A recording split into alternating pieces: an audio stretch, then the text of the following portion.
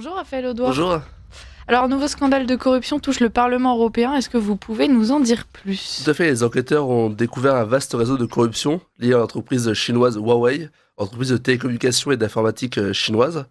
Donc une quinzaine de députés européens et des assistants parlementaires sont soupçonnés d'avoir reçu des pots de vin, des cadeaux et des voyages luxueux en échange d'un soutien à l'entreprise chinoise. On parle de paiement en espèces, on parle aussi de cadeaux et de séjours de luxe, de contrats fictifs signés avec des députés ou leurs proches sous couvert de missions de conseil, ou encore des offres d'emploi lucratives à des assistants parlementaires après leur passage au Parlement.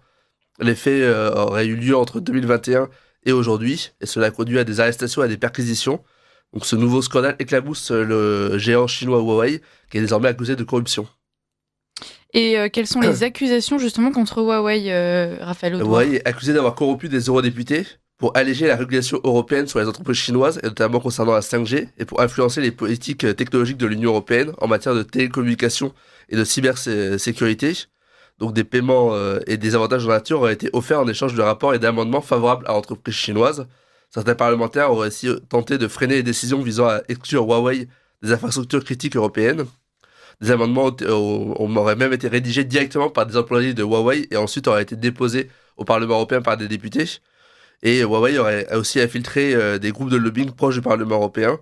Ainsi, des ex-fonctionnaires européens ont servi d'intermédiaires pour plaider à cause de Huawei.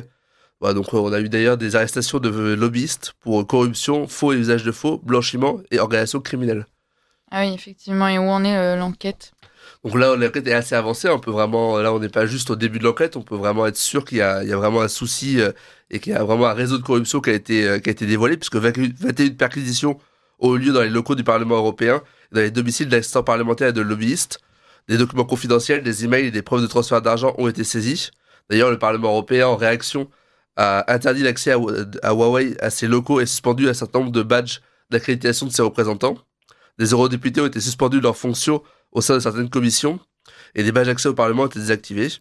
Donc la justice belge pourrait poursuivre certains élus pour corruption passive et active. Donc là, l'enquête est suffisamment avancée pour que la corruption soit démontrée. Et d'ailleurs, Roberta Metsola, la présidente du Parlement européen, a dénoncé une attaque contre l'intégrité démocratique et a promis des sanctions exemplaires. Et que risque concrètement cette entreprise chinoise? Donc Huawei risque d'être totalement exclu des futurs marchés européens et de voir ses équipements 5G retirés de certains États membres, et des restrictions plus strictes pourraient être faites sur les investisseurs chinois dans les infrastructures critiques. Donc c'est-à-dire, ouais, c'est non seulement Huawei, mais d'autres entreprises chinoises pourraient être touchées par des sanctions. Et comment est-ce qu'elle a réagi à ces annonces? Donc forcément, Huawei rejette ces accusations et affirme être victime d'une chasse aux sorcières orchestrée par ses concurrents occidentaux. L'entreprise rappelle que ses contrats européens respectent le cadre légal et qu'elle collabore avec les autorités. Et elle dénonce une volonté d'exclure la Chine des infrastructures technologiques européennes. En fait, la position de Huawei, c'est de dire on n'a rien fait, et en fait, c'est une tentative de l'Union européenne de nous écarter en fait du marché européen, et c'est des attaques contre les intérêts chinois. Donc l'entreprise cherche à jeter le doute sur les accusations et à donner l'impression que c'est un sujet politique et pas un sujet de corruption, en fait, que c'est une attaque contre la Chine et pas un sujet de corruption européen. Est-ce que vous pensez que cette défense, elle va être perçue comme étant crédible? En fait, il faut pas avoir de naïveté, c'est-à-dire que c'est évident que ce genre d'affaires peut être utilisé par l'Union européenne et par les entreprises européennes pour écarter les entreprises chinoises dans un contexte où on voit une augmentation de la concurrence et de la rivalité entre entreprises européennes et entreprises chinoises. D'ailleurs, moi, la corruption est avérée. Donc, c'est-à-dire que oui, cette corruption risque d'être utilisée pour attaquer la Chine et pour attaquer les entreprises chinoises, mais ça part pas de rien, en fait. C'est pas un complot contre Huawei, contre les entreprises chinoises. D'ailleurs, c'est pas la première fois qu'une affaire de corruption à grande échelle est révélée. On se souvient du Qatar-Gate, où des sacs d'argent liquide avaient été retrouvés chez plusieurs députés européens, et où on s'était rendu compte que le Qatar avait dépensé des millions d'euros pour influencer le vote de députés européens, notamment pour obtenir un soutien sur les questions des droits de l'homme et du travail.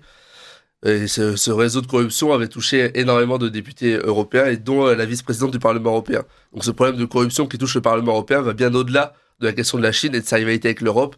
Et on voit que régulièrement sont découverts des réseaux de corruption qui touchent les députés européens. Oui, mais alors justement, qu'est-ce qui explique ces problèmes chroniques de corruption au Parlement européen? En fait, ce qu'on voit, c'est que le Parlement européen ne fait rien pour réellement lutter contre l'influence des lobbies, contre l'influence des lobbyistes, et en fait à des pratiques qui permettent en fait à ces réseaux de corruption de prospérer, de se développer. Il y a un manque de contrôle sur les activités de lobbying au Parlement européen. Les règles sont beaucoup trop permissives. Il y a une grande facilité il y a une grande facilité de contact direct entre élus et entreprises. Il y a une très faible transparence aussi sur les financements et les sanctions sont très limitées. En fait, c'est-à-dire que quand des affaires de corruption sont révélées, derrière, en fait, certes, les éléments les plus corrompus, les députés les plus touchés, eux, vont être sanctionnés. Mais derrière, en fait, beaucoup de députés, beaucoup de lobbyistes vont passer entre les mailles du filet, ce qui permet en fait à ces réseaux de se développer. Donc c'est bien un problème systémique lié au fonctionnement des institutions européennes qui permettent ce type de scandale et pas juste pour des brebis galeuses de temps en temps. Et qu'est-ce qu'on peut faire pour limiter les risques, pour empêcher que de tels scandales aient lieu, Raphaël Audouard? En fait, ce qu'on voit, c'est qu'il y a besoin de réformes importantes des institutions européennes. Il faudrait une déclaration obligatoire des contacts avec les lobbyistes. Il faudrait aussi un registre public plus strict des financements politiques et surtout des sanctions plus lourdes quand des affaires sont découvertes. On ne peut pas se permettre de continuer dans cette situation actuelle où régulièrement on découvre des affaires de corruption massives qui touchent d'ailleurs tous les groupes politiques, souvent socialistes, libéraux et conservateurs. Donc on peut espérer que ce scandale pourrait accélérer une refonte des règles de transparence et de lobbying au sein du Parlement européen.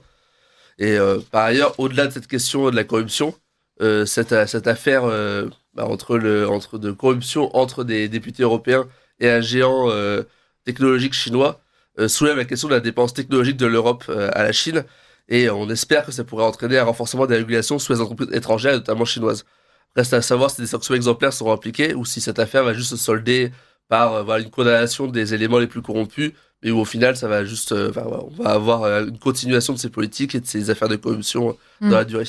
Alors, on espère quand même que, et notamment à travers vos chroniques, que les gens vont se rendre compte aussi de cette corruption qu'il y a à l'échelle européenne, et puis que pourquoi pas, ça pourrait être une façon de faire pression pour que les choses changent. Parce que le problème, c'est que les citoyens européens ne s'intéressent que très peu à ce qui se passe au Parlement européen. Or, en fait, il y a énormément de décisions, énormément de régulations qui sont prises au niveau européen.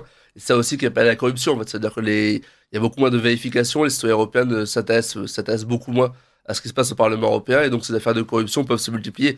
Le Qatargate, les gens en avaient un peu parlé, mais en fait, c'était passé beaucoup sous les radars. Alors qu'on parle vraiment de millions d'euros dépensés auprès d'eurodéputés. Et là, on parle pareil de centaines de milliers d'euros. Dépensés auprès d'entreprises chinoises. Et dans les deux cas, d'ailleurs, on voit que ce soit le Qatar ou la Chine, c'est des pays qui agissent contre les intérêts des peuples européens et de l'Europe. Donc on espère que les citoyens vont se réemparer de ces questions-là. C'est ça ce qu'il y a de plus scandaleux. Enfin, c'est que il faudrait limite attenter des procès non seulement en corruption, mais presque en trahison, puisque quand avec des pays qui ont des intérêts différents et voire assez agressif vis-à-vis de l'Union européenne ou des pays qui la composent, ça pose un problème d'autant plus grave. Oui, c'est-à-dire que là, en fait, on parle de tentative d'influence sur les régulations en termes de cybersécurité aussi. Donc, ça veut dire que ça crée en fait des failles importantes dans lesquelles en fait les ennemis des pays européens peuvent s'engouffrer. Et là, dans ce cas-là, c'est la Chine. Mais avant ça, on a eu le Qatar. Bon, on va continuer à suivre tout ça de très près, notamment grâce à vous, à votre travail. Merci Raphaël Audouard d'avoir été avec nous ce matin. Je rappelle que vous êtes directeur de la Fondation des Patriotes pour l'Europe. Merci.